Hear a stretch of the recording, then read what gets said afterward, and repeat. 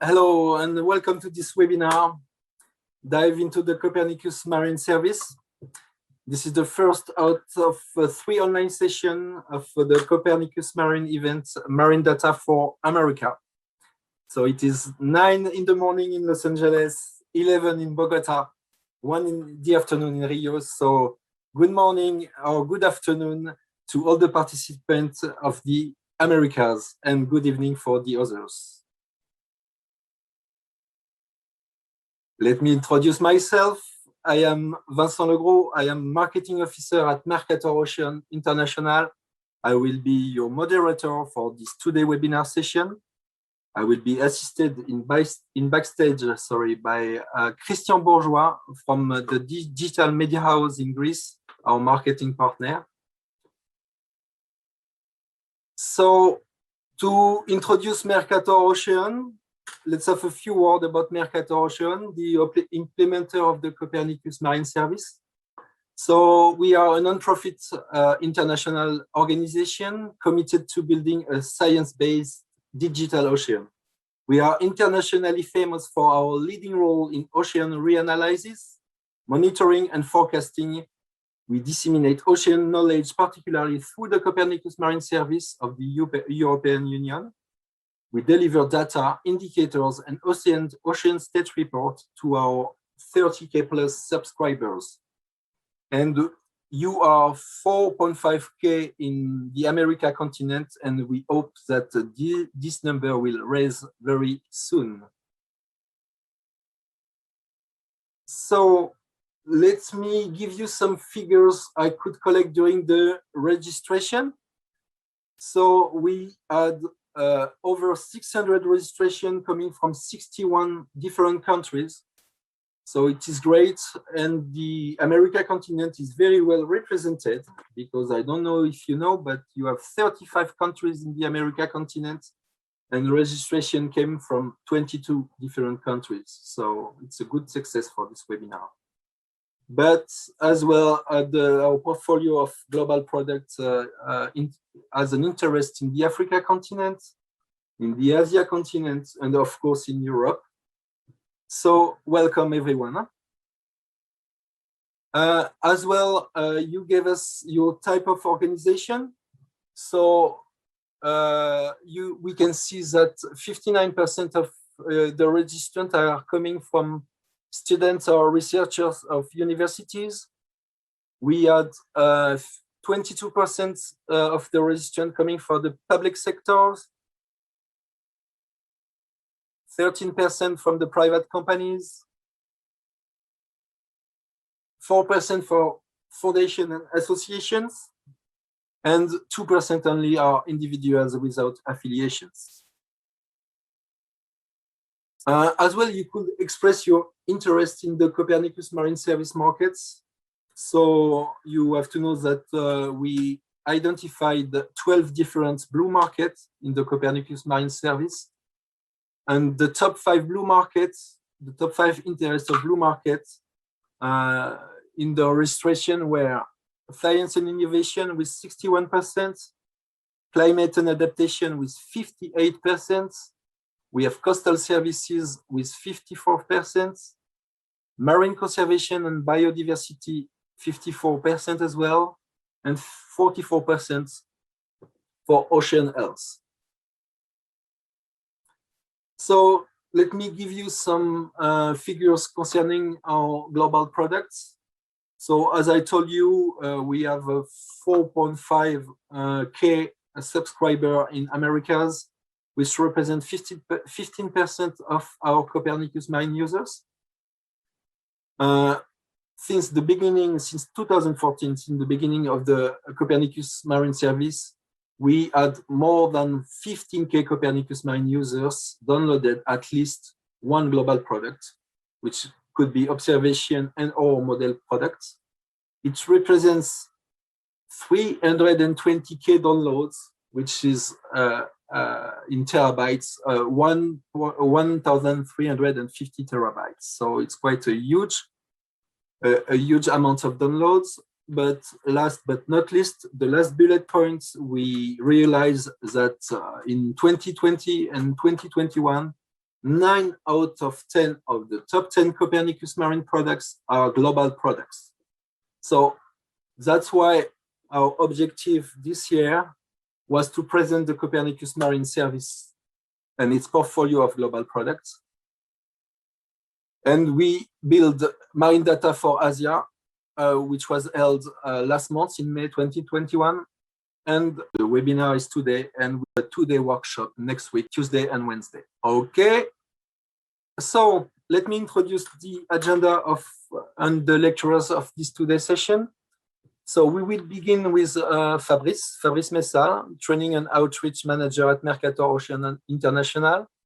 He will present you an introduction of the Copernicus Marine Service. We will continue with Cedric Giordan, User Support Manager at Mercator Ocean. He will share his screen and give you all the tips and all you need to access the data. And for this webinar, we wanted to highlight user testimonies. So we had 4 user testimonies, today. And we will begin with Vardis Tsontos, NASA lead for the CEOS coverage initiative. We will continue with Guilherme Franz, technical coordinator for the Brazilian Sea Observatory. In between the user testimonies, Guillermo Grau, technical leads manager at Mercator Ocean, will do a live demo of the Copernicus Marine Visualisation tool called MyOcean Viewer. We will come back with user testimonies with Pablo Ureña, researcher at the University of Costa Rica. We will present the MIO initiative. MIO stands for Oceanographic Information Module. And we will finish by Prasenjit Das, remote sensing scientist at the National Oceanic and Atmospheric Administration.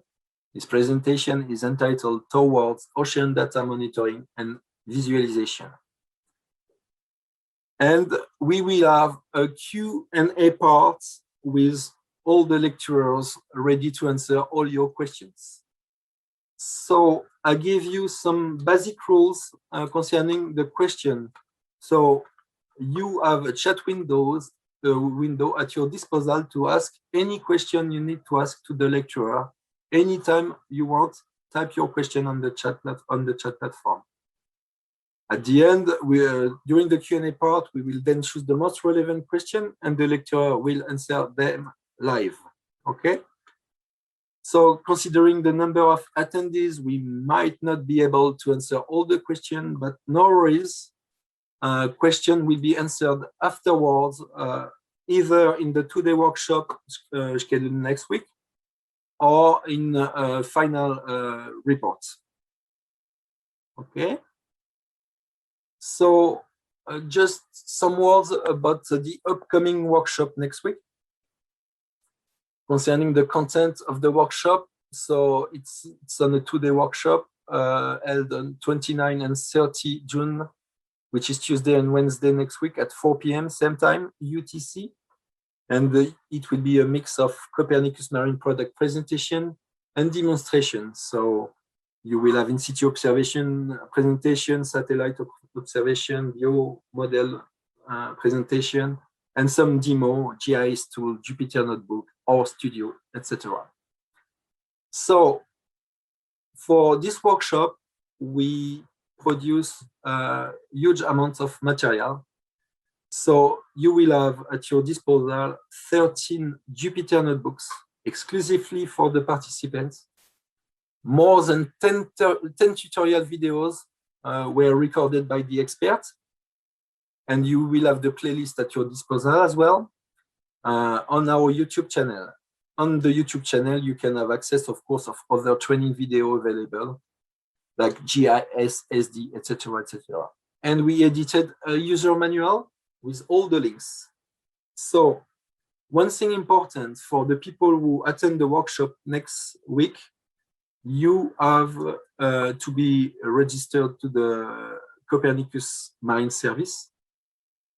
And you will have to answer this link, It's a small form to give you access to the Jupyter Lab.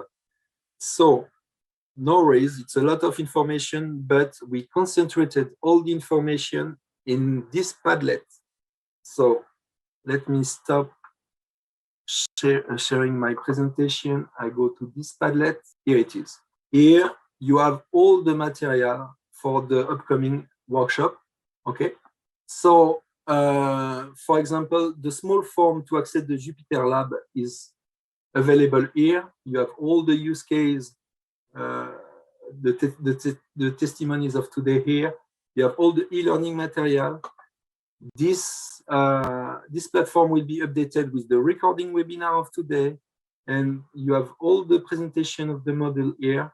So it's quite easy to use, and you will receive the link of this Padlet in an automatic thank you email just after this webinar. Okay. So I think I talk a lot. That's enough. Thank you very much. I leave the floor now to Fabrice Messal, the scientific engineer and training and outreach manager at Mercator Ocean International. So Fabrice has a background in science and applications, numerical imagery, and several professional experiences in visualization software development and scientific mediation.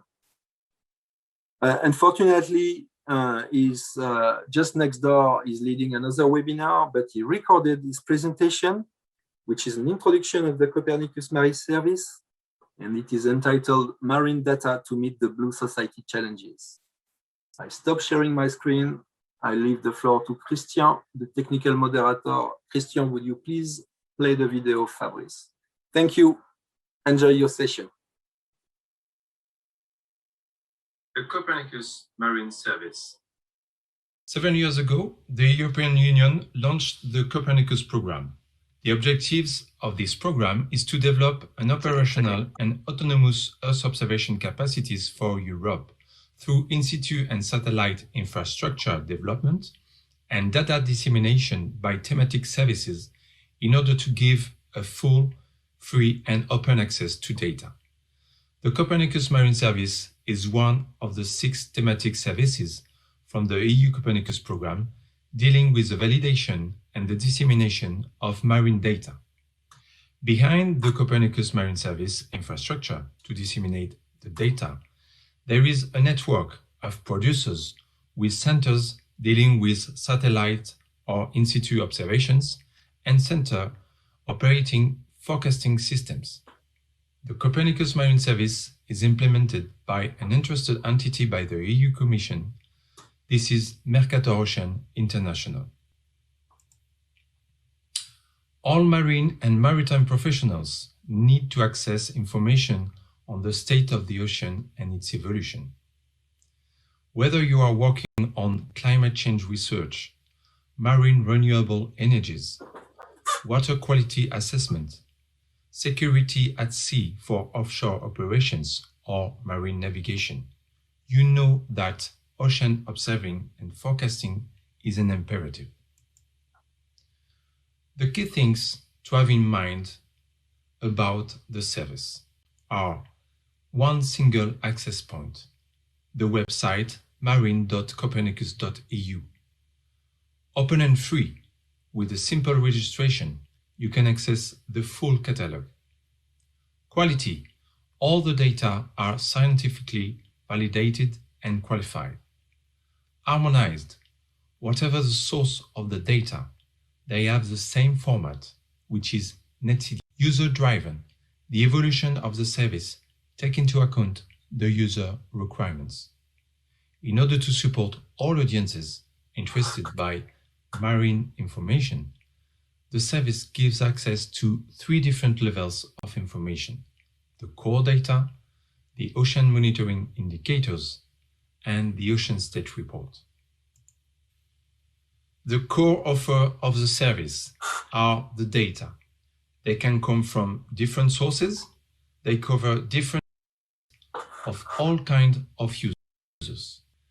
The satellite data provided in the Copernicus Marine Service catalog are only L3 and L4 processing level data.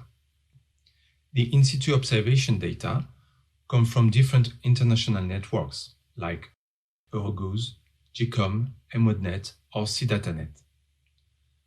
The model data come from 3D numerical representations of the ocean and provide information from the surface to the bottom, from several years in the past up to 10 days forecast.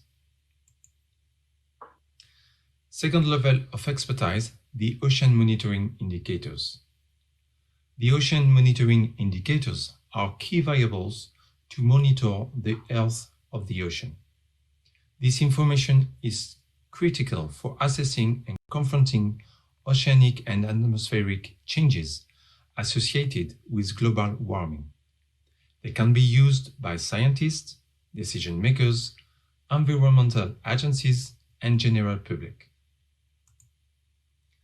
Third level of expertise, the Ocean State Report. The Ocean State Report is a result of the collaboration of over 150 scientific experts and over 25 European institutions. It provides a comprehensive and state-of-the-art assessment of the state of the global ocean and European regional seas for the ocean scientific community, as well as for policy and decision makers. Recently, the issue 4 and its summary have been published on the Copernicus Marine Service website. The Blue Book, Copernicus for a Sustainable Ocean, promotes and tells the story of the Copernicus Marine Service. It's a report to inform all European citizens, including policymakers, students, and youth, on how the Copernicus Marine Service benefits society as a whole. Finally, supporting users is one of the main Copernicus Marine Service commitments. The service desk will help you to find the relevant data for your activity and give you access to the scientific quality process, regular information on problems or new releases. On the new website, you will find FAQ section, e-learning material, and a new and powerful visualization tool available to discover the data. Thank you for watching. So thank you, Virtual Fabrice. Thank you very much. Again, do not hesitate to ask questions to Fabrice. He will hopefully be there for the Q&A part. Now I want to give the floor to Cédric Giordan. So Cédric is our user support expert and manager at Mercator Ocean International. Previously, he was an ocean and weather forecaster in the French Navy. So he is the expert of the Copernicus Marine Service, and he will share his screen to give you all you need to access the marine data. Cédric, the floor is yours. Thank you, Vincent. Well, hello, everybody. So I'm Cédric Giordan from the Copernicus Marine User Support. I will give you an overview of the website through the user corner. So here we are on in the home page of the website with the different data we provide. And so 3 kinds of data, this one, and the ocean visualization, the MyOcean viewer. To reach the user corner, you just have to follow the link here at the top right. So in the user corner, there are several sections to discover the data, to adopt the products. So the first one is the first page to visit, is a getting started page. You will find a sum up of the offer and a path to follow to master the data, the visualization, the download, etc. with several useful links, tutorials, video. So you will find links to the user notification service. I will show you later this page. The help center, for example, a very important section. I come back to the user corner. The second section is an FAQ page. So it's a classical frequent answer question page with some bridges to the help center. The user notification service, in this page, you will find all the notification about the issues on products or services. There are four different sections, so general, improvement, incident, and maintenance. So for example, if I go to maintenance, all the articles are listed. You can click on the title to have more details, and you can find that this the next weekend there will be a maintenance on the global Asher products. So the deliveries will have some delays. Here you can build your own RSS feed, and you can follow the notification on Twitter. I will show you later. So, for example, I can share my build my RSS field. So I choose the global ocean numerical model. I can see a parameter occurrence, and I can copy the RSS feed and to paste it in a dedicated tool, and there is an article on the Help Center to explain how to use this function. And so in Twitter, for example, I can have all the information, all the notifications are listed here. So you can use this mean to be informed of operational issues. I come back to the user corner. The Help Center. So it's a very important section. There are more than 100 articles that are sorted in collections to know how to download data, visualize data, how to register, how to use the RSS feed, for example. I have this, how to be informed of operational events on product and services.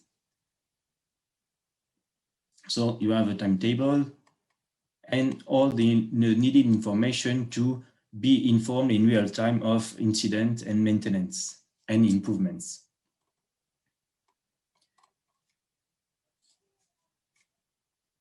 The section after is the product roadmap section. Here you will term improvements when it will be displayed. Yes. So you will here you will find long-term developments or improvements, because the short-term upgrades are available in the section improvements in the user notification service. And here the information is sorted in the three different colors of the ocean. So blue, white, green, depending on the parameters. Blue is more physical, white is more ice, and green is more biochemical.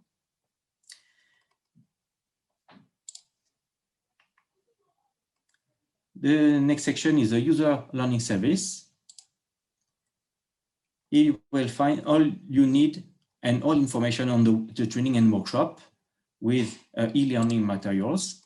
There are different tutorials or on different level, different subjects, different tools. So you just filter your needs, specify your need, and then select the tutorial you need.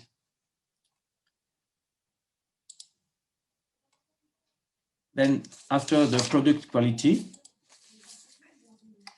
in this section, so this section is really dedicated to the quality of the products.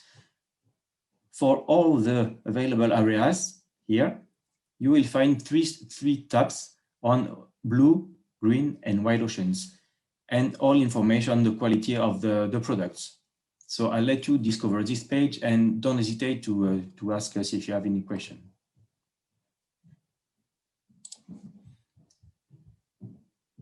A collaborative forum, so it's a classic forum to be connected to experts or to other users.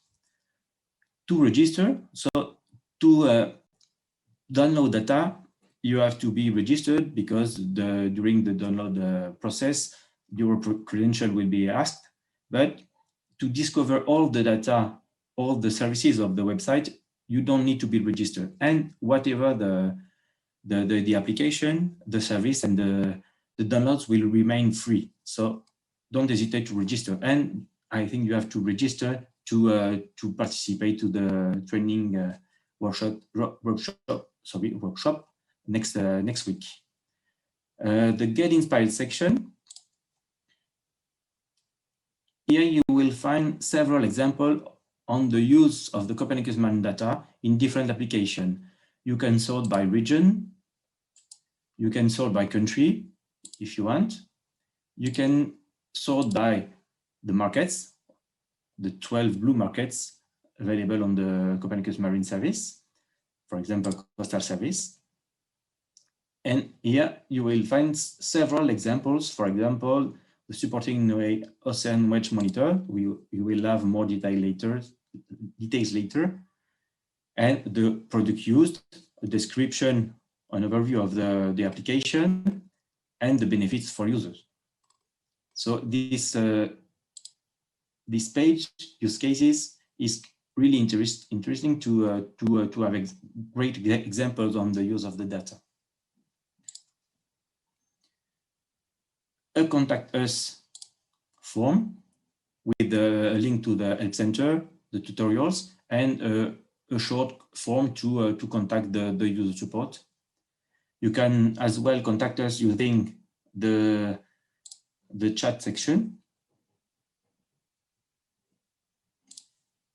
or of course by email.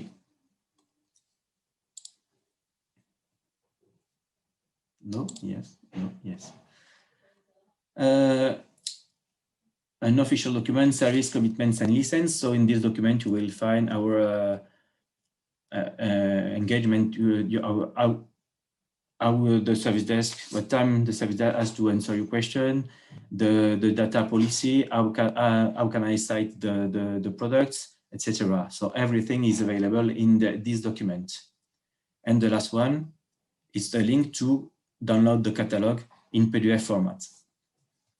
So just I would like to give you an overview of the future catalog. So you can reach it following this link from the homepage here, Ocean Products.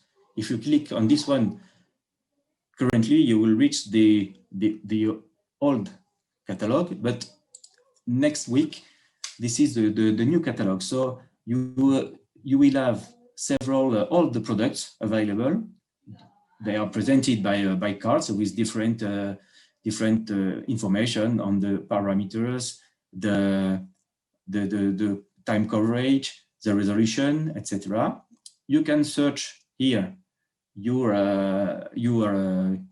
products. You can bookmark your product, clicking on this icon.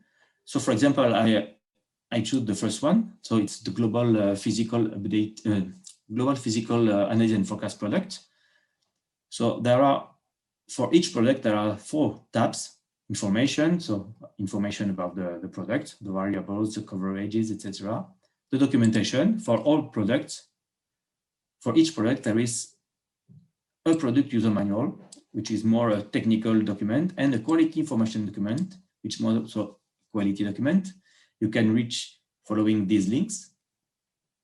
The services, so all the services available for this product specifically.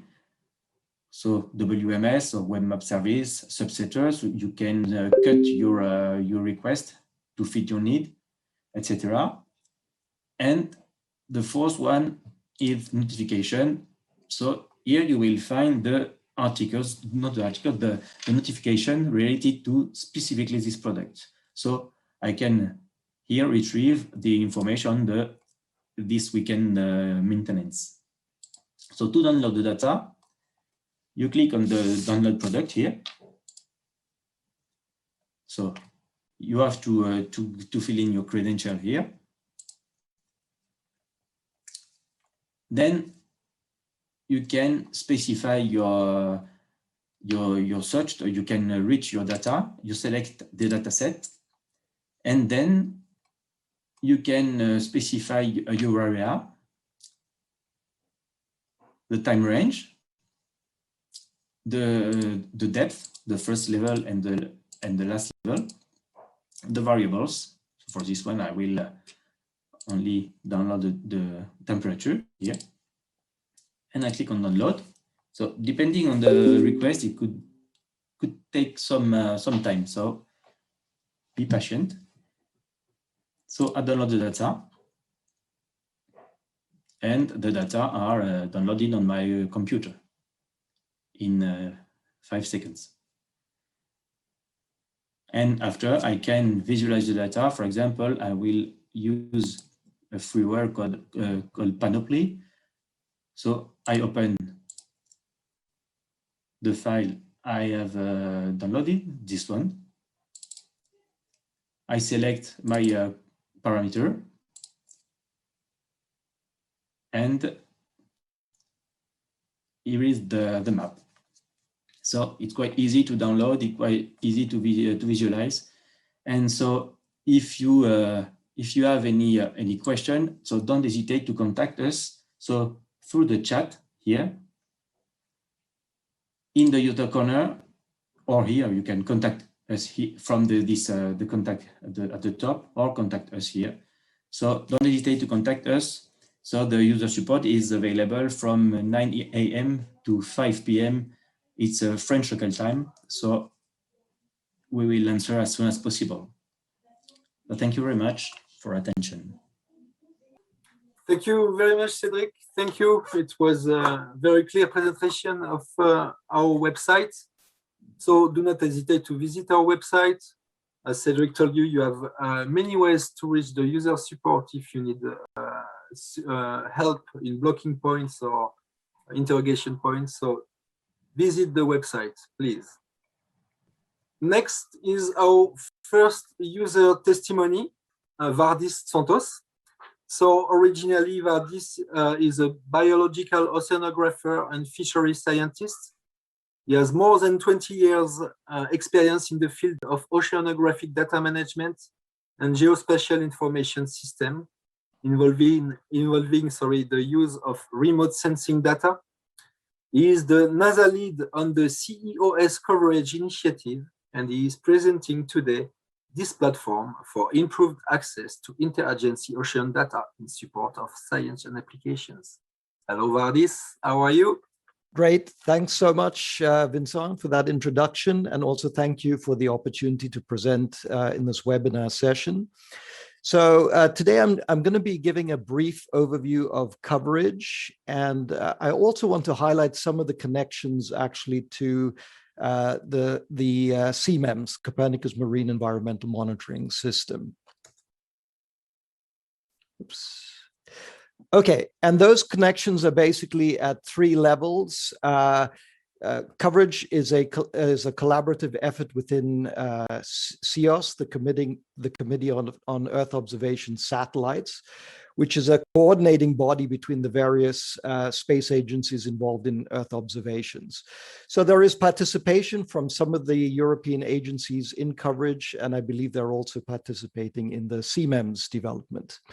The second level of interaction is in terms of our usage of some key CMEMS data sets, remote sensing data sets for the 4 ocean virtual constellation key parameters. And that is in addition, of course, to satellite data from NOAA and NASA and other agencies. And the third level of interaction is in terms of working with EUMETSAT and leveraging their Wikio Copernicus DS platform, in addition to our NASA AWS-based cloud infrastructure, to serve out the data and host some of our software stack. So those are the 3 levels of interaction in terms of coverage in CMEMS. So just briefly in terms of what coverage is about, as I mentioned, it's a collaborative cross-cutting effort within CIOS, the Committee on Earth Observation Satellites, involving the 4 virtual ocean constellation. And there's also connection to a couple of geo initiatives, the Marine Biodiversity Observation Network and also Blue Planet. This work is really motivated by the need to enable more widespread and integrated use of interagency satellite data in support of ocean science and applications for societal benefit. The potential of these data sets has not been fully realized yet. And so how do we improve on this situation? So that's partly what coverage is about. And we want to do this by addressing some key constraints to access and synergistic use of multi-sensor Earth observation data, including also in situ data, particularly amongst emerging user communities that have a need for such environmental information.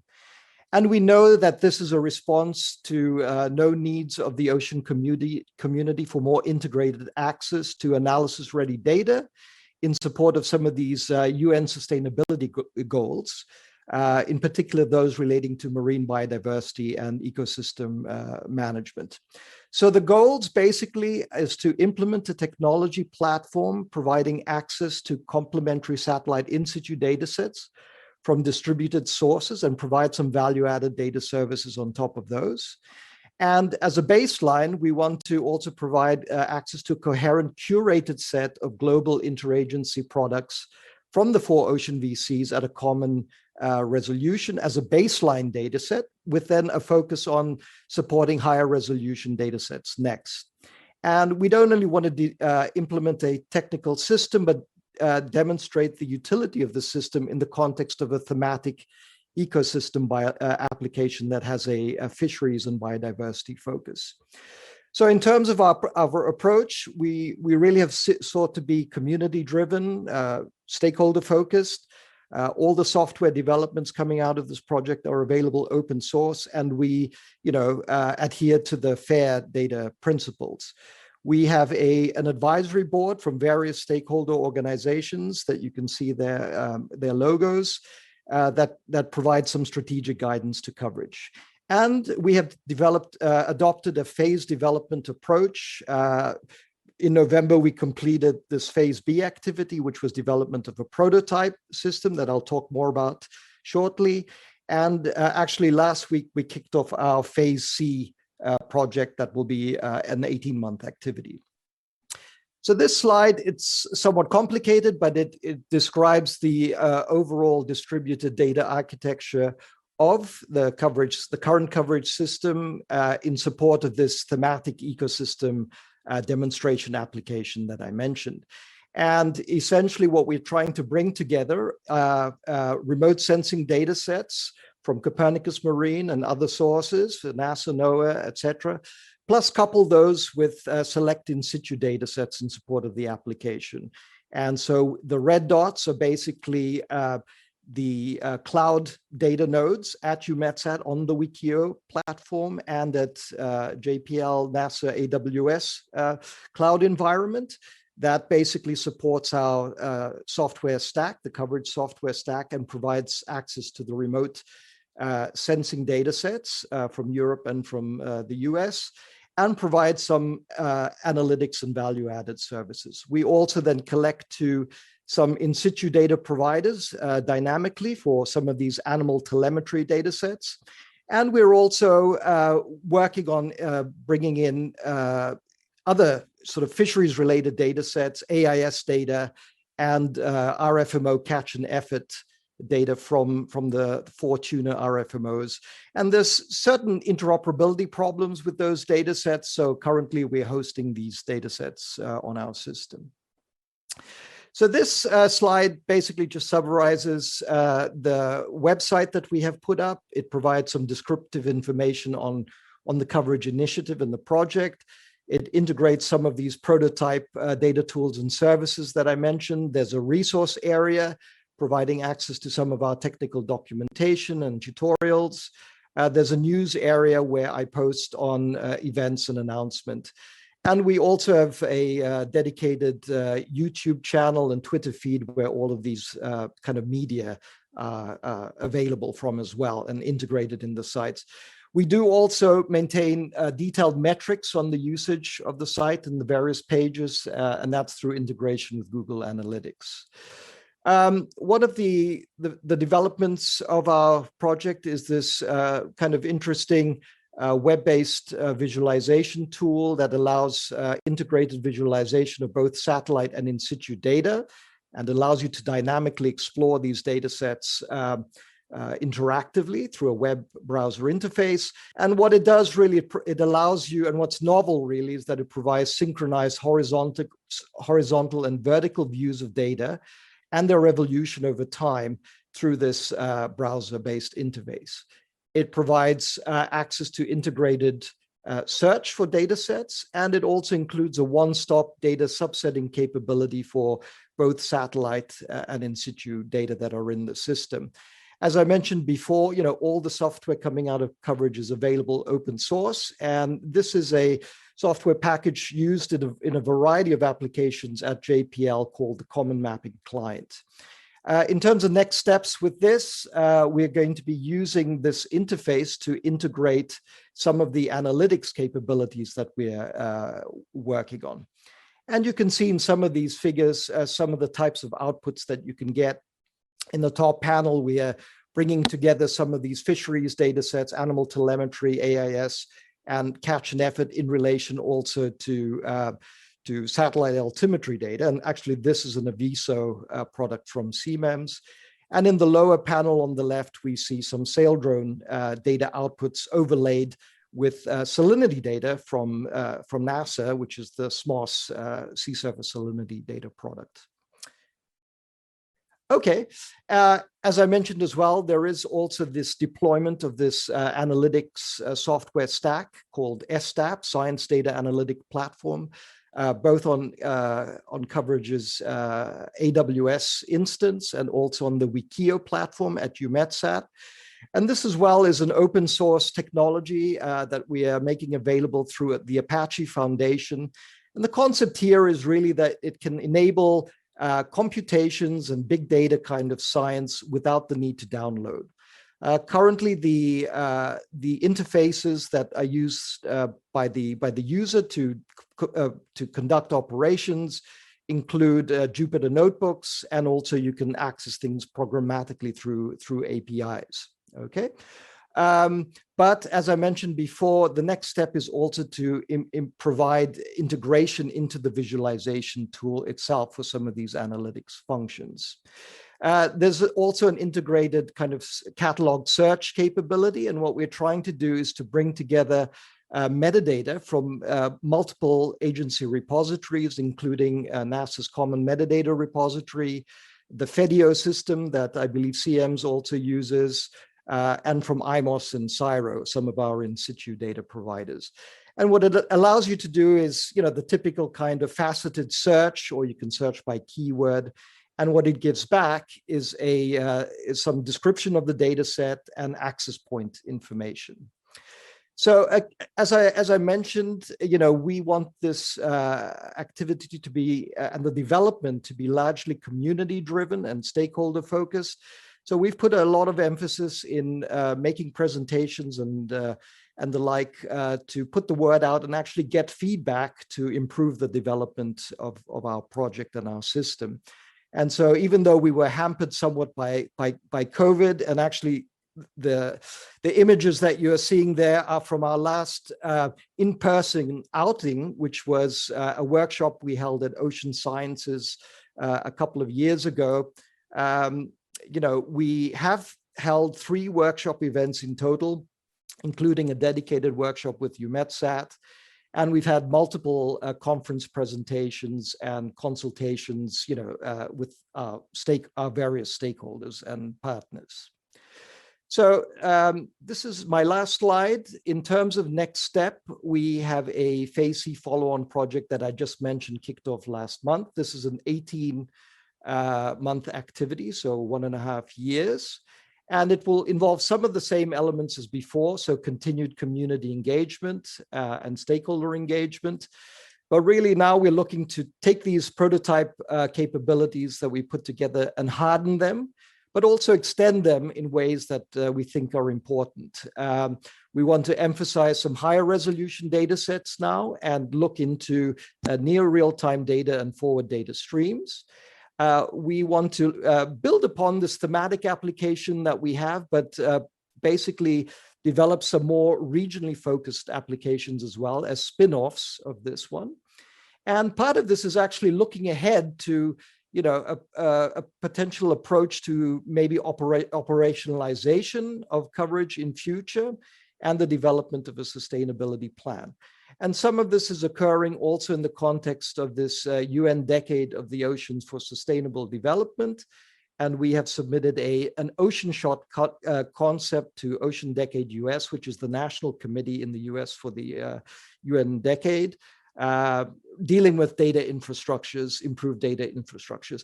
So I feel there's a lot of scope for collaboration with CMEMS in this area. And we're generally open to talking to and working with other groups as well in future. That's my presentation, and I believe we're going to be doing the questions a bit later on. So thank you very much for your attention. Thank you, Valdis. Thank you very much. It was a very nice presentation. As Valdis said, you have a chat window to ask any question you need to ask to Valdis. So please, the webinar is done for that. The experts are live. Do not hesitate to ask your question to Valdis, and we will display your question during the Q&A chat. So next user testimony is Guilherme Franz. So Guilherme Franz has a PhD in environmental engineering with an emphasis on numerical modeling of coastal systems. He is the technical coordinator of the Brazilian Sea Observatory, supported by the Copernicus Marine User Uptake Program. He will present you the Brazilian Sea Observatory. Thank you, Vincent, for the introduction. But at the end, the floor you want is to say some words in Portuguese, sorry. No problem. Hoje passou esse seu. Thank you. So I'd like to thank Copernicus Marine Service and the Mercator Ocean International for the invitation to present here the Brazilian Sea Observatory initiative that started to be developed in the frame of the user uptake program from CIMAR.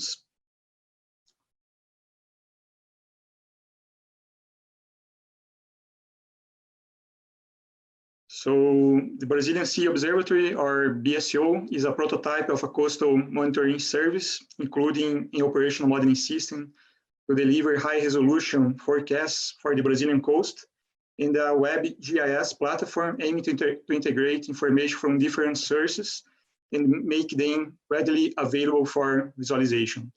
For instance, forecast results from global to coastal models, in situ measurements, satellite data, vessel positions, and an on-demand tool to predict the drift of oil spills.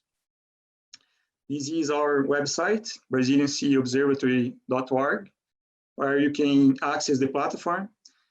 BSO initiative development was coordinated by the Center for Marine Studies of the Federal University of Paraná State here in Brazil, in collaboration with Maritech, a research group from IST, part of the University of Lisbon in Portugal, and Invex, a Brazilian company that helped us on the development of the platform.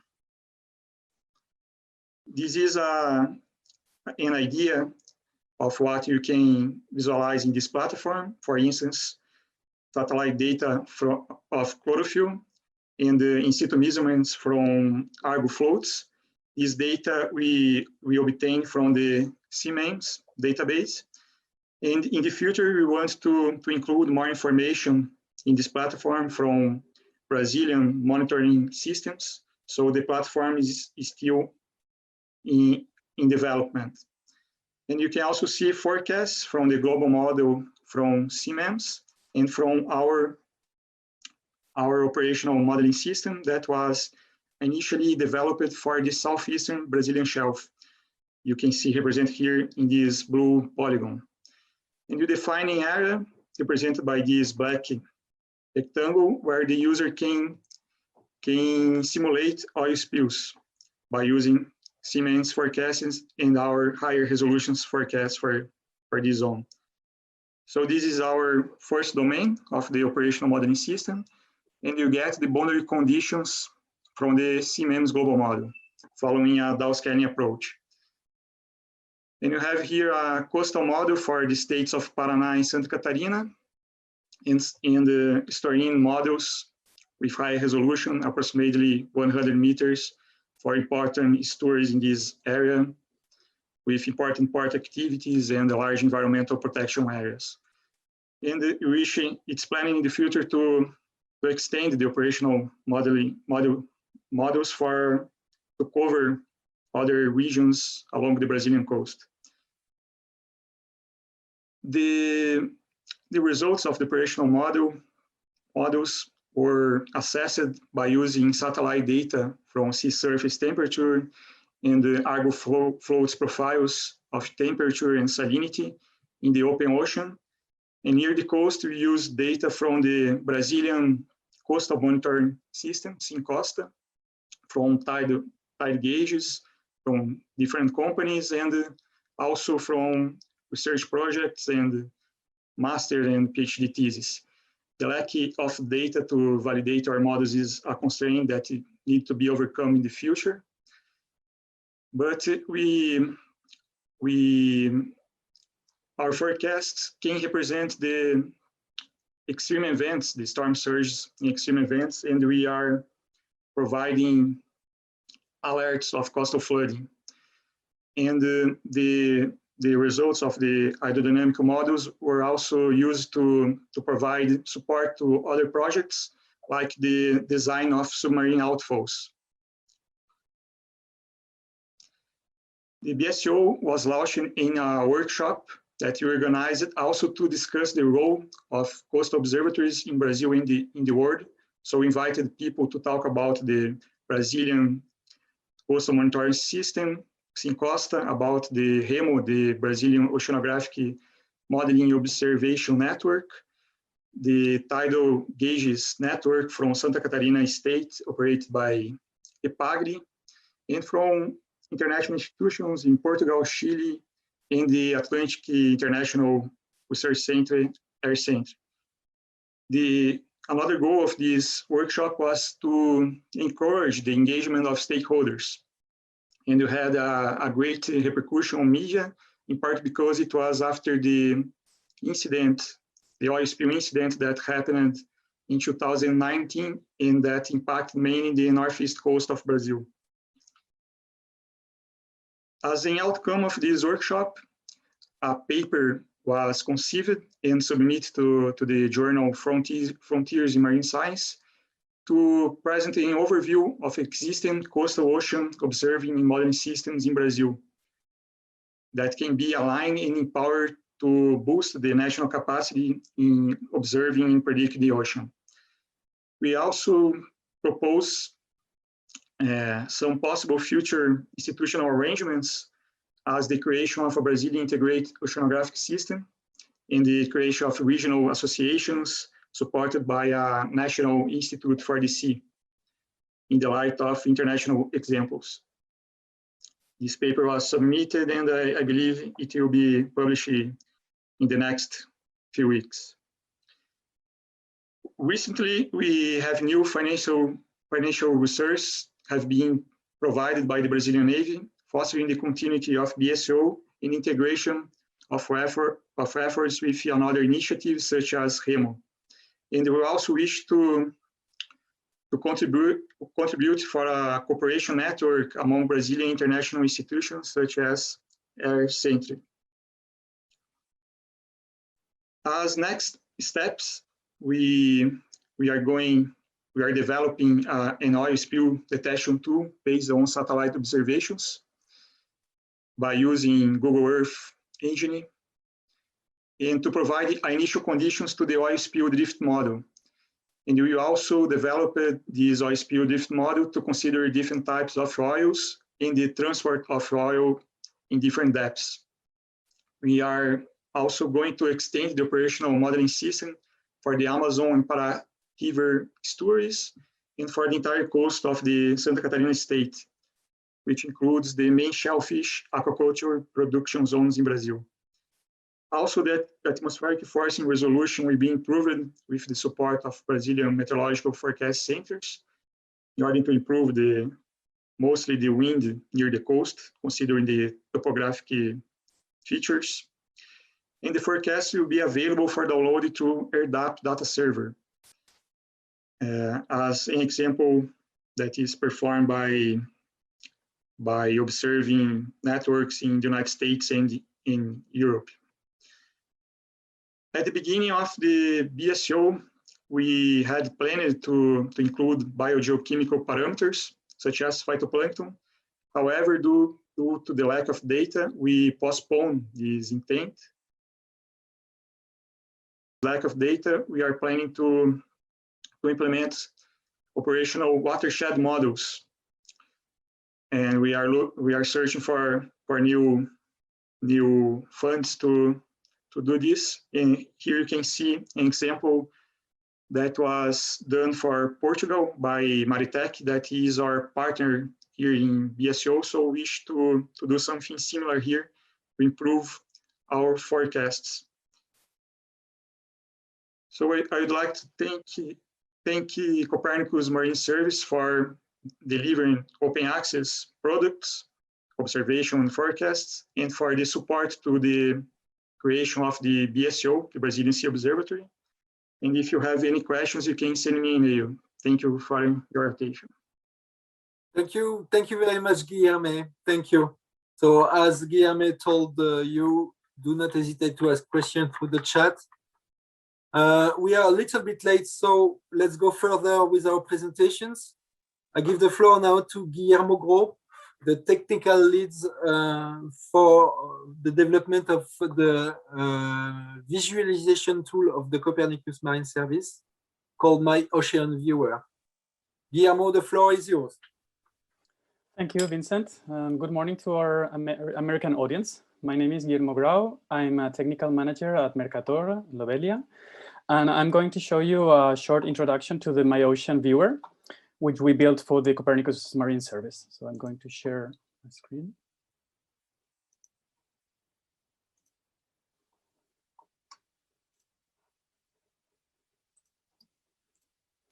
Okay, so this viewer is accessible from the homepage, from the Siemens homepage under Ocean Visualization. When we open it, we see a global view of the oceans with two default layers, one from the blue catalog and one from the green one, which is chlorophyll. At the bottom, we have a timeline. We can use it to go back and forward in time.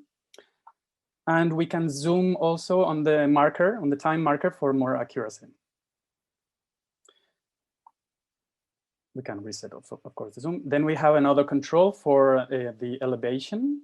So we can explore deeper or shallower, more superficial waters. And then in the layer box, we see some more typical functions, such as showing or hiding a layer. We can adjust the opacity by dragging on this control. We can remove layers, of course. But I'd like to draw your attention to the Quick Explore button, which is very interesting. This feature allows you to quickly replace a layer with another one from the same data set. So for example, we have 3D temperature now on the map, but we can change it quickly to seafloor temperature or to mixed layer thickness. And there is a trick, and if you press the Alt key in the keyboard and click on another layer, then you will add it to the map rather than replace the current one. So we can quickly add, for example, here, seawater velocity. Now, if you watched closely, you notice that color maps change depending on the variable you select. There are 20 different color maps in the application, most of them from a collection called CIMAR, which is specific to marine data. The application chooses a suitable one depending on the variable. So for example, for symmetric ranges, variables with symmetric ranges like seawater velocity or or northward or eastward, we can have a symmetric color map. We also have the algae color map for chlorophyll. We have different color maps for organic and inorganic concentrations.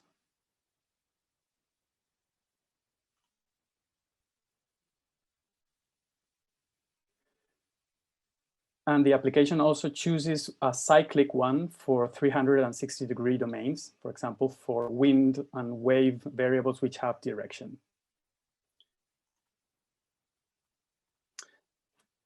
Okay, so If you need to change the color map, you can do it with the layer settings tool. Here are some examples of the 20 color maps I mentioned before. We can try different ones.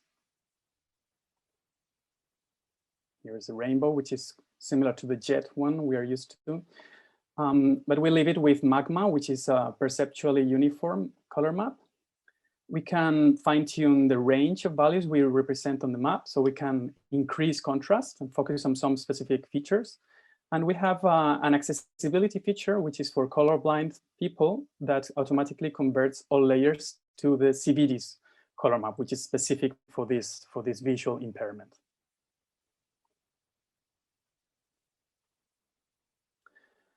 The application makes it very simple to explore the data behind the map. And if you just click on it, you create a pin which shows the values of the variables in your layers, as well as some default graphs. Here we have temperature over time and in depth, as well as a 2D graph over both dimensions, time and depth. We can easily remove a graph or add new ones. For example, let's add chlorophyll. So we choose a layer and we choose the graph type. So there we go. And the graphs are even linked to the layer settings. So if you change the color map or you enable or disable the logarithmic scale, they will update accordingly. You can also drag on a plot to change time and depth. So if you want to focus on a specific feature of the data you're seeing, you can do it directly on the plot. And you can also drag the point of interest, and then all the plots update to the new location.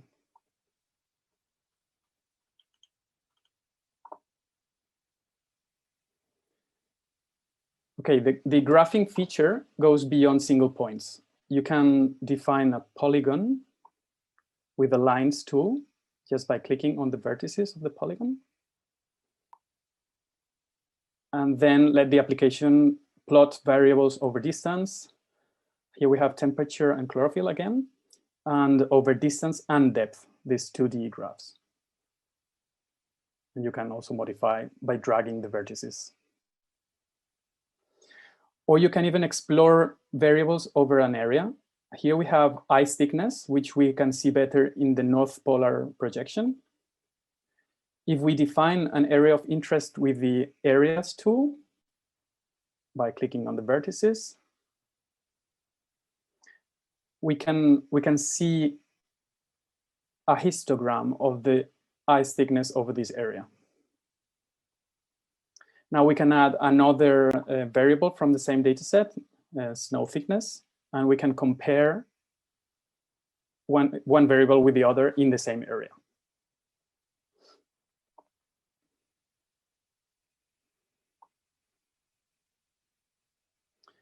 Okay, so then we can tweak the polygons as before with the lines, or we can also see the histograms in logarithmic scale if you want, or if that's needed. Okay, let's see how we can add layers to the map. This is simple with the built-in CMEMS catalog. We can search by free text or use the facet search, as was mentioned before in another presentation. So we have many users choose directly the type of variable they want, for instance, wave, but there are facets for the use area, time, source, data provider, etc. So if you see an interesting data set, you can add it to your favorite list. You can read more about it in the details page, which has a lot of useful information, as well as the raw metadata here at the bottom. And you can finally add it to the map. You can add one or several variables to the map just by clicking on the button. So for instance, wave significant height. And then you can start exploring right away. So let's plot significant wave height next to home. Same as before, and also some time series in another part of the Mediterranean Sea.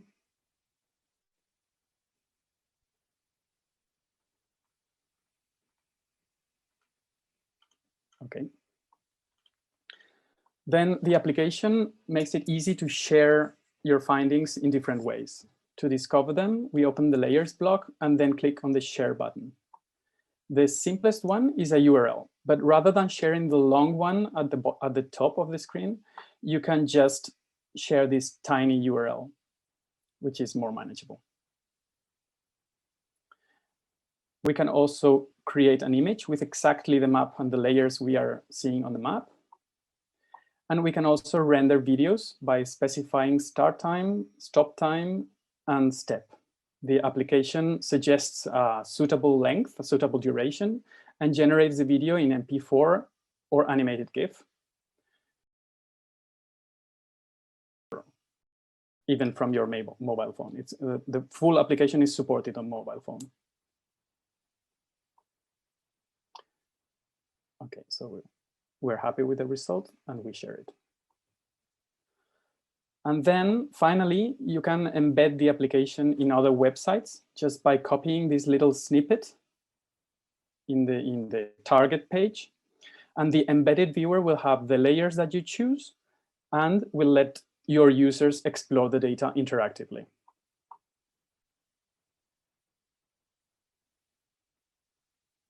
So that's basically it.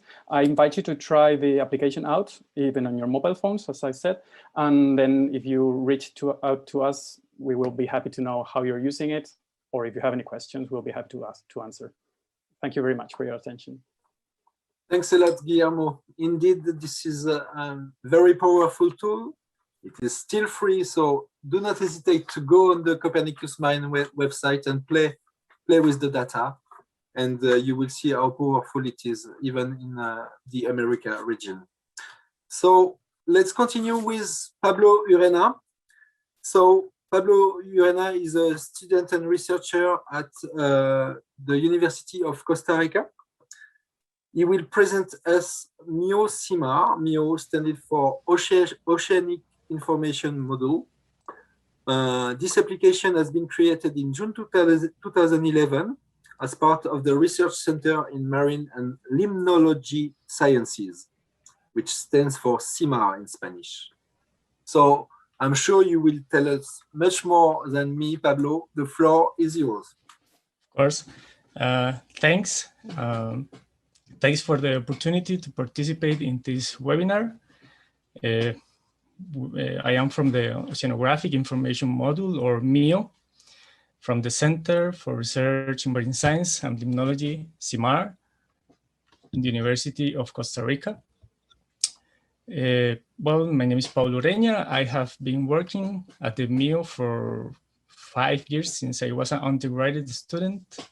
Now I am a physicist and a student of the master's degree in atmospheric sciences at the University of Costa Rica. My field is related to data science, data visualization, scientific programming, data analysis. Okay, first of all, Costa Rica, as you may know, is located between the Pacific Ocean and the west, at the west, and the Caribbean Sea at east. So we have plenty of coasts, and that's why it's important to have a constant ocean monitoring. Okay, well, the MIO was created in 2011. Dr. Omar Lizano proposed a project in the University of Costa Rica to bring marine safety information about the sea conditions for researchers at CIMAR. The story goes that some researchers at CIMAR went out to do fieldwork, and late in the afternoon, Dr. Omar Lizano saw they had returned with all the equipment, and they told him that the sea conditions were unfavorable. So Don Omar Lizano came up with the idea of providing a custom forecast to researchers before they went on the next fieldwork. Because the project had a potential to impact at national level, the University of Costa Rica and the National Emergency Commission signed an agreement, thereby creating the Oceanographic Information Model. We are the official media in Costa Rica about the sea conditions approved by the National Emergency Commission. casually, as you can see, we are celebrating our 10th anniversary. Yay, applause. Okay. The main goal at CIMAR is to provide daily information and forecast about the sea conditions and ocean meteorological events that may represent coastal marine threat in Costa Rica. We use global free services to provide ocean forecasts like WakeWatch 3 from NOAA and Copernicus Marine Service from the European Union. And this picture, this is me in the left and Don Omar Lizano in the right in the CIMAR office. Okay, well, MIO provides free forecast from Costa Rica coasts for sea state, significant wave height, peak period, swell, peak direction of swell, also sea surface temperature, sea currents, tide predictions, and warnings and educational news about the ocean. We display the information in a website, CIMAR, and two different, in the website CIMAR, and we have two different, well, it's the same app, but in two different platforms, in the App Store, in the App Store, in Google Play, in iOS and Android systems. This is our webpage, and this is a screen from our applications. Okay, the CIMAR platform features an automatized local wave and wind forecast that is updated every 6 hours and forecast 7 days. It also features a regional forecast of sea surface temperature and ocean currents that is updated every 12 hours. From Copernicus Marine Service, we use the Global Ocean 112 physics analysis and forecast to create 7 days forecast of the sea surface temperature and ocean current maps. As Cedric shows you, we access the ocean products and we use the global analysis forecast physics. This data set is updated daily and has sea surface temperature, ocean currents, eastward and northward components, mixed layer depth, seawater salinity, among others that are more or less important. Okay, how it works, how the MIO present the forecast? Well, the server runs a job daily and downloads the most recent data. Then we generate the scripts in Python that read the data and create the maps. Finally, the API readies the images to be consulted by the website and apps. Then the apps and website shows a movie of all the images together from today to 7 days ahead. As you can see in the top right is the sea surface temperature movie, and in the bottom right is the ocean currents movie. Also, the platform generates automatized comments about the average sea surface temperature, ocean current speed, and direction on selected areas. Okay, these areas, these are the areas we use to generate the average of the sea surface temperature and ocean currents and speed directions. We also use more products from Siemens, but with research purposes. This information has proven to be useful for sailors, fishermen, surfers, tour operators, and any other coastal user. MIO applications have more than 10,000 installations and more than 6,000 website users in this year. And that's it.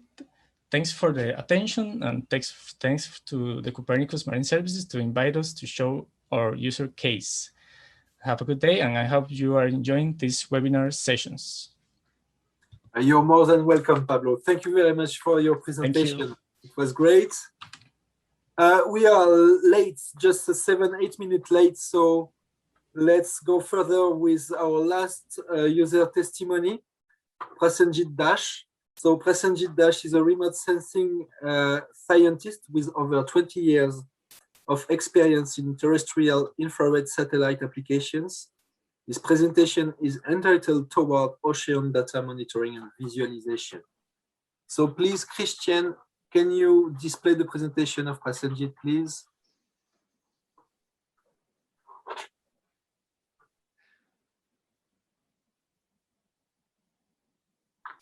All right, let me start out while Christian brings that up. Just one second, Prasenjit. You will do it. No worries. All right.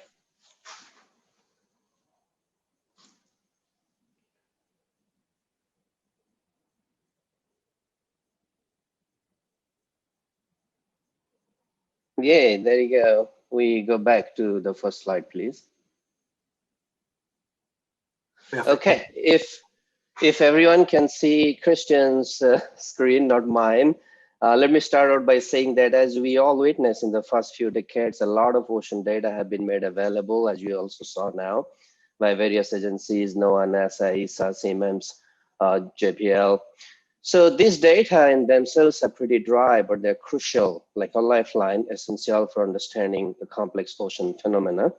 But before using this data effectively for interpretation, there are some prerequisites, such as a mature and well-established quality monitor, quality control system, and an integrated visualization system. We saw VQ, we saw from Vardis, CS coverage, etc. They are very, very important. These are like our first line of defense, if you like, for data generation, dissemination, and application. So my name is Prasenjit Dash, and thank you, CIMAR, for inviting me to make this user case. And also thank you to all the audiences who might be feeling a little cut off, but we are reading your questions and we will answer if you have any questions. So I'm going to brief on two systems. One would be the OceanWatch Monitor, which is a quality control system, and another one is a visualization tool called Ocean View. And this work has been done with guidance supervision from my supervisor, Paul DiGiacomo, who is the chief of our ocean division at NOAA STAR, Satellite Oceanography and Climatology Division. We won't have the time for live demo, but you may explore them independently later. So this slide is a problem statement. Basically, what we see here is after radiometric and geometric correction of satellite data, there are three main challenges. There is inverse algorithm for data to information, and then there is cloud detection, if not for microwave, but mostly there is, and then there is monitoring and evaluation and visualization. We already saw great demonstrations of those. And this is not in any particular order, meaning that their roles are intertwined. If you do not have any data, there is nothing to monitor. So, likewise, so it's not in the order that is shown here. Next slide, please. Okay, so here I list these two tools, web-based tools. One is the OceanWatch Monitor, OM, and the second one is Ocean View, which is based on WMTS tiling using JPL's technology, actually, the MRF format. Thank you for this. It's called Ocean View. The OceanWatch Monitor was released in 2019, and the OV was released very recently in 2021. And these tools, they have a lot of interactive features, like we saw on VQ, we saw on CS coverage. Traditionally, achieving those kind of interactive capabilities has been a tremendous challenge in the software development. But this is becoming more and more achievable with evolving technology now, as many of us are aware. Next slide, please. Next slide, please. Okay, great, thank you. So this slide illustrates the link between data science and data monitoring or quality monitoring, and lists the features that are desirable for the data monitor and also for data visualization system. So let me talk about the first column. By definition, all measurements, all our products are prone to error. So all data science really means is to fit some model to this data and use the model to either predict or calculate the parameters. That's all data science really means. But the problem is all models are wrong too, but some of them are useful. If they're close enough, they're useful. And there is no one size fits all. So this is where the subject matter expertise comes into play.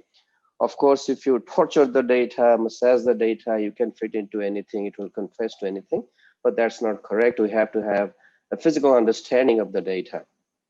And the list there shows some of the prevalent approaches in model in data science. That could be stochastic or deterministic, could be statistical or physical. These are for known unknowns, meaning that we know what we don't know. But sometimes systems are more complex. We have unknown unknowns, and that's where machine learning and AI, these things can be very useful. For our purposes of the quality monitor, I'm now trying to link column 1 to column 2. We use the stochastic and statistical approach, as we'll see, in some examples later. But first thing is, why do we need a quality monitor? It is required to keep us aware of the state of a system, to monitor our products. It should provide meaningful and comprehensible information routinely, because humanly we cannot look at all the trillion data points.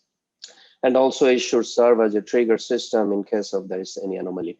As far as the visualization tool is considered, it should provide an integrated view. I think Vard is focused on that word integrated already. It should support multi-scale, multi-resolution, and it should have all these features at the bare minimum, like zoom, pan, resize, multiple layer, raster, opacity, etc. We saw a great demo already from the Wikio platform. So that basically, it looks like I'm kind of summarizing all the talks now. Next slide, please. So this is about concept of monitoring, how we do it. We look at data in two spaces, the retrieval space as it is. This is basically useful just to check for coverage and large image quality issues, and also to look at the natural variation of the environmental records. Not necessarily, this is an evaluation comparison, but when you go to residual space or ratio in case of aerosol optical depth or, chlorophyll, other stuff, what we can look at is the relative product performances, of various products together. It doesn't have to be in situ data for validation, but just for monitoring purposes. And this is also useful to detect cloud leakages, anomalies in data, and stability of products in space and time. This is applicable to all ocean parameters: temperature, height anomaly, chlorophyll, salinity, etc. Click, please. Yeah, what we see here is basically just an example from sea surface temperature and a PDF, nothing special. And we also don't see anything special in that PDF because it doesn't really follow any specific density function there. However, I list all the statistical parameters, but now we go to the residual space. Next click, please. So you can see that PDF is approaching a Gaussian curve. This is well known, but I'm just trying to summarize it here. This is what makes the statistics really useful, because it is following certain PDF functions. So now we can trend all these parameters, mean, median, whatever else is there, standard deviation, robust standard deviation, skewness, etc., clear sky, fraction, in time, in terms of line plots or whole plots as well. And now we can monitor our products. Next, please. Excuse me. Okay, so that was all very simple. Does it really work? So this is based on a success story. It's a little bit old, but it holds still. As they say in Hollywood, based and inspired by true story. So what you see here is basically sea surface temperature from Himawari for the same scene, same day, same sensor, but processed by two different processors. The left one is from NOAA. The right one was from the Japanese space agency, JAXA. And at a first glance, we don't really see anything different here. However, please click. If we go to the residual space, click, please. Okay, so you see that something really shows up now on the right side. Basically, there is a line there, red curve, showing that the mean is around 0.8 negative. So, there's clearly a core bias. We kind of informed to JAX at that time, and they figured out that the brightness temperature was off in their system due to whatever reason. So they reprocessed the data. So this is just to illustrate that, these simple things also work. Next slide, please. This is a snapshot of the OceanWatch monitor. You can, explore it by yourself. Panel, you see that there are various groups of environmental data records like color, salinity, height, temperature, wind. So if you click on one of those, then on the left vertical menu, you have these intra-thematic plots. So you can look at the maps, the histograms, all the parameters that I mentioned. And also there is peripheral information about which data has been ingested. There is also an inter-thematic plots where you can look at the time series of unrelated parameters. I mean, different parameters may be related, like sea surface temperature and sea surface height. The idea is, just to see if they are correlated or anti-correlated, or if there is any lead or lag relation between them. And then you have all the statistical parameters there that you can choose.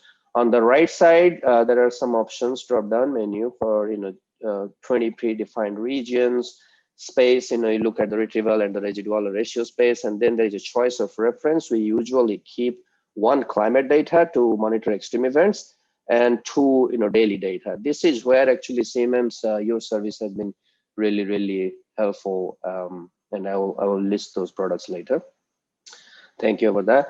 And then you see there are radio boxes there where you can check, uncheck the products you want to look. All these things are highly interactive, meaning that you could change the XY, and you could make a polynomial fit, first order, second order on the fly. You could change the thickness of the plots. And there is also a tracer function on the extreme right, please.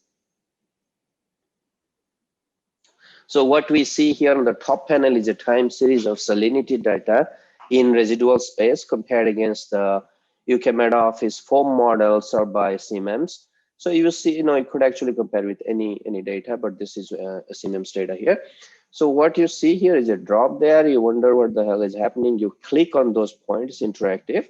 And once you click, you capture the date, then you click on the map option. So the map will show up. So what we see here are 2 maps. On the left, there's the anomalous day, and on the right is what you would expect normally. So this kind of provides us a quick way to detect if there are any issues in our products. So next slide, please.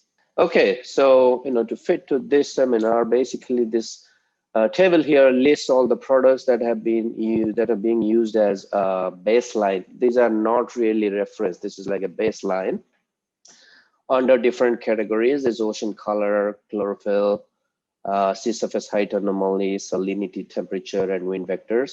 The names listed in green, CIMAR's people are familiar, but for the audience there, the names in green are those data that are being provided by CIMAR. So thank you for your excellent service. Next slide, please. Okay, this is the ocean view. So I spoke about quality monitoring and also about the visualization. So this is one of the visualization tool that was released just last month. In a nutshell, Ocean View is a web-based visualization application delivering integrated display of remote sensing, in situ and model output over oceans, coastal waterways, and inland water bodies. So the objective is basically to assist the oceanographers, the researchers in understanding the diverse water bodies in space and over time. The image we see there is chlorophyll data provided by CIMAR's, the 4 kilometer near real-time level 4 products. So Ocean View basically incorporates data primarily from NOAA, but also from non-NOAA sources like ESA, CCI, JPL, and CIMAR's as well. And they span from satellites, airborne and field platforms, and also the environmental modeling output like GFS data. And it uses open source tools, Python, GDAL, C, etc. And this is a client-side application, and as a core technology uses the JPL meta raster format. So next slide, please. I think that's my last one. This is just a list of the data that has already been ingested in the Ocean View or are in our plan. So we basically got so far 12 sea surface temperatures, 6 chlorophyll anomaly, 1 height anomalies, 2 salinity, 7 wind products, including level 2 Cygnus data, quite very interesting.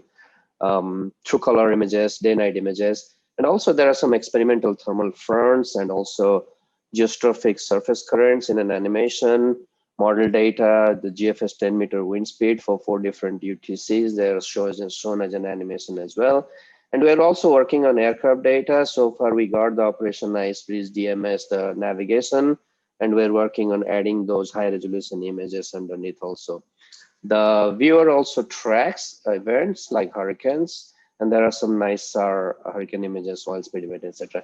So that's about it. Before concluding, I would like to say one thing, that a quality monitor or a visualization tool, they have no intrinsic value on their own. It derives value from the data ingested in it. So thank you to all the data producers and the providers. Likewise, the application is limited only by our imagination. That's it. Thank you very much. Done, Vincent. Thanks a lot, Prasenjit. Thanks a lot. It was indeed a good presentation. So we wanted to highlight the user testimonies, and they did really well during this event. So again, sorry, we are a little bit late. So let's go straight away to the Q&A part. So I share my screen. I selected 3 or 4 questions, but do not worry. We will answer your question afterward in final reports. So I guess you can see my screen now. So I go to the next slide. This is a question for Vardis, I guess. So I wonder if the Copernicus Marine Service or coverage provide access to products related to seascape data. Yes, I can answer that. Currently, we don't, but we have been looking at this product. We're aware of it. It's actually served out via NOAA Coast Watch. It's produced by the University of Oregon, Oregon State University, actually. And we are considering integrating it in our Phase C activity. There's a lot of interest in this kind of habitat classification mapping that's, these seascape products that integrate a whole range of remote sensing data to produce these habitat classifications for biodiversity applications. So we're definitely looking at it and considering it for Phase C. Perfect. Thank you. Thank you for your answer, Vardis. So next question should be for Guilherme. So are forecasts from the coastal models available for downloads to the public? Thank you for the question. Currently, the forecasts are just available for visualization through the WebGIS platform, but we are planning in the near future to make it available for downloading through the AirDAP data server. We are just waiting a new server. We bought a new server, and we are just waiting it for implement this service. Thank you very much, Guilherme. Thank you. So let's go to another question. I think it is, okay. Hello, can we manually enter sampling site coordinates in the viewer? Guillermo, if you don't mind to answer the question. Well, currently it's not possible to enter them manually, but when you use any of the tools I showed, the points, the lines, and the areas tools, you always see the coordinates, so you can very easily make it very accurately. And then if you make an error, then of course you can drag the vertex to the correct location. So it shouldn't be a problem. Thank you, Guillermo. I think the next question is for you. I don't know if you saw it already, but let me read it. So the MyOcean viewer is a wonderful tool. You showed example of extracting data along transect sections and profile. Does this tool allow you to extract data from multiple different data sets simultaneously, let's say? A big challenge, etc., etc. Can you answer the question, please? Yeah, so indeed, you can add multiple layers, for example, for from the CIMAR catalog for different resolutions, and then see one on top of the other. And then if you draw a transect, for example, you can see the same variable with different resolutions, and it shows them one on top of the other. All right. Okay, thank you. Next question. So it is for the user support expert, Cedric. So unfortunately, he left for personal reason, but I will transfer this question, Juliana, to Cedric. And he will be pleased to answer to you by email. Do not worry about that. Okay. So it is time, sorry, to end this webinar. We have a little bit more question coming, but I will make a final report and you will have all the answer of all your questions. So first, I would like to thank all the panelists for being here. It was a great webinar. I want to share again my screen for the participants, because what happened next, you will have a thank you email with all the material needed for next week upcoming two-day workshop, next Tuesday and Wednesday. So you will have this link available. This platform will be updated daily with, for example, the webinar recording of today, etc., the tutorial video. So do not hesitate to check this platform every day and anytime you need. So thank you very much, and I look forward to seeing you next week in the two-day workshop. Thank you. Thanks a lot.